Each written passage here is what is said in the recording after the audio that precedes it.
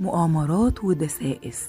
وزيرين بيتخانقوا على حكم مصر، بيستنجدوا بأي حد حتى لو بجيش العدو، ويحكم البلد يحرقها. وخليفة فاطمي لا حول له ولا قوة يقص شعر حريمه ويبعتها في رسالة طلب نجدة لبلاد الشام. ويجي الفارس الشاب يوسف ابن أيوب اللي هينهي على دولة الفاطميين ويعمل دولة الأيوبيين في مصر والشام، اللي في يوم من الأيام تتربع على حكم عرشها جارية وتبقى أول سلطانة تحكم العرب والمسلمين، وتكون نهايتها على إيد ضرتها. مستنياكم يوم الثلاث 7 فبراير الساعة 7 في ساقية الصاوي في الزمالك علشان نحكي حكايات القاهرة في زمن الأيوبيين، ونسمع حكاية صلاح الدين الأيوبي وشجرة الدر وضرتها وشاور ودرغام وغيرهم كتير.